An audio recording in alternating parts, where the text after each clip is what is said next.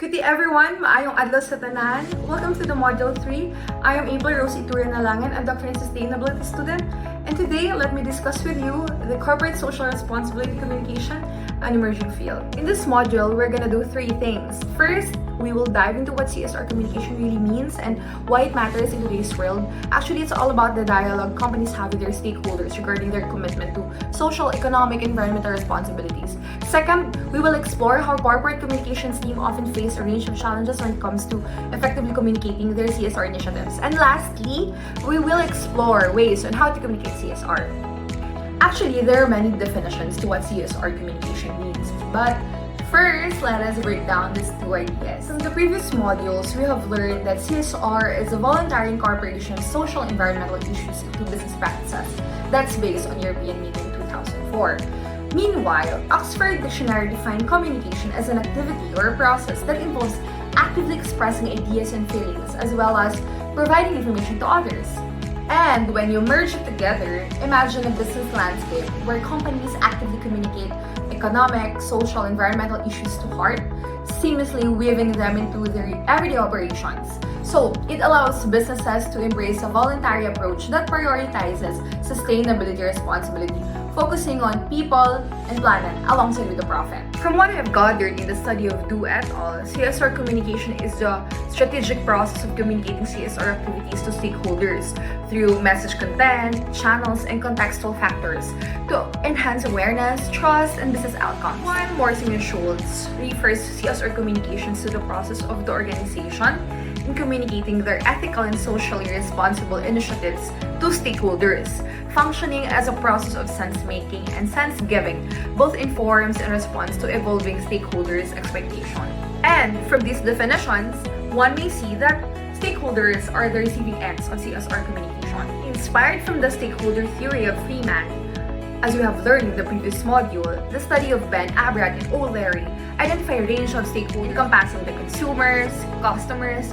employees, senior management, suppliers, environment, community, local government, competitors, environmental groups, NGOs, shareholders, family members, union employers, associations, and even the head office. This wide range of stakeholders is one of the reasons why CSR communication emerged, as there is a rising societal, environmental, and economic demands for accountability, ethical conduct, and of course, sustainable practices. So, according to the study of Ogilvy, Public Relations Worldwide, there is a necessity of reporting on the triple bottom line.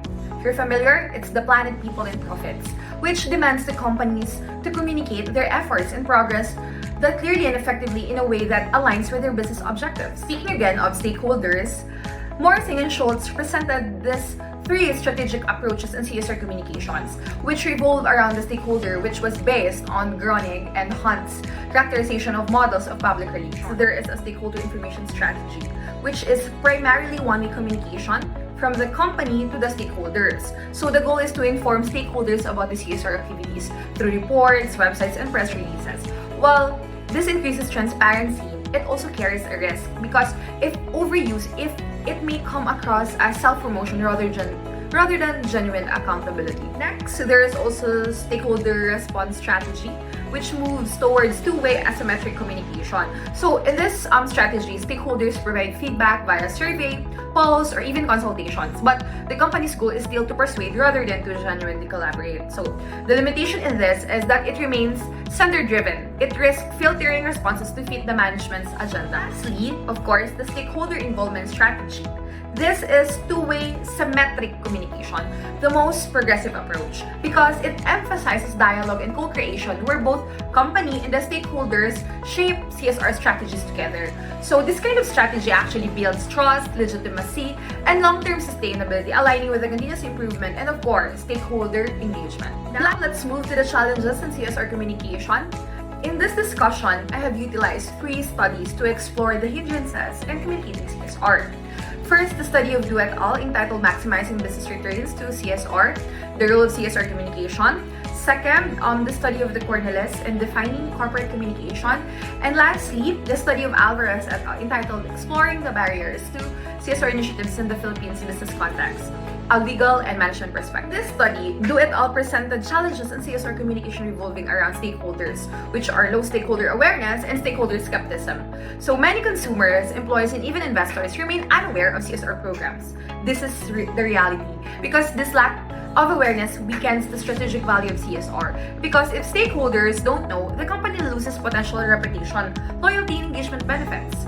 And even when stakeholders know about the CSR initiatives, they often question corporate motives, like if motives are seen as intrinsic, is it really a genuine concern for the society, environment, and economy, or just the stakeholders respond positively with trust and support?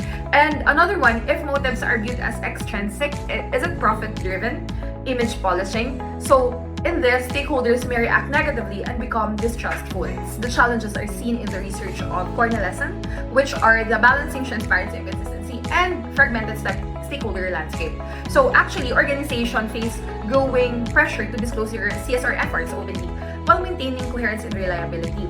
In this study also, stakeholder fragmentation complicates also CSR communication because sometimes audiences are no longer homogeneous. It forces the companies to diversify their communication strategy. And lastly, the absence of regulations governing CSR, which stems from its disregard in policymaking, which leads to a severe deficiency of established CSR policies. Actually, this gap also results in a lack of standardized metrics, severely hindering companies' ability to accurately measure their impact in initiatives.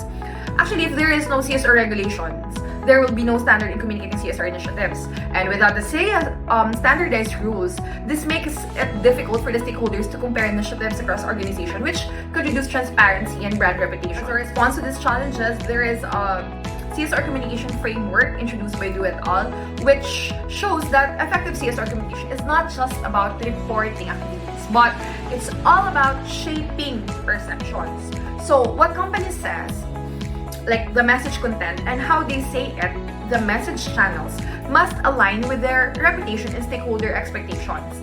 Because independent voices and credible impacts enhance trust. And this success depends on addressing skepticism by showing both genuine social concern and clear business rationale. So it could lead to a stronger business relationships and even measurable business returns.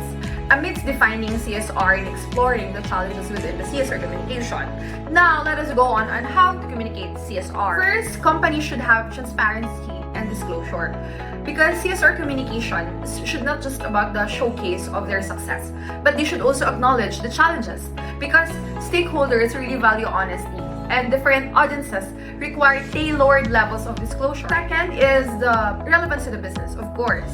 CSR reporting should highlight how initiatives support people, planet, and profit, making them meaningful to the company's operations. So they should use stakeholder engagement to decide what matters most, so communications are targeted and impactful. Third, there should be consistency and credibility for the organizations, because a company's CSR reputation is built over time, as we all know. To maintain this credibility, companies should ensure messaging that should align with real practices. So greenwashing risks long-term trust and back every claim with evidence. There should be a data-driven approach. Lastly, of course, there should be a balanced communication. Please avoid extremes. Don't oversell without proof, but also don't under-communicate out of fear, because it is always better to share both success and struggles, which could position the company at the leadership level that it could aspire to be. In the end, when CSR is properly communicated, it is a core element in building trust, practicing sustainability, while of course maintaining organizational commitment and reputation. That would be all, classmates, and to our beloved FIC, thank you very much.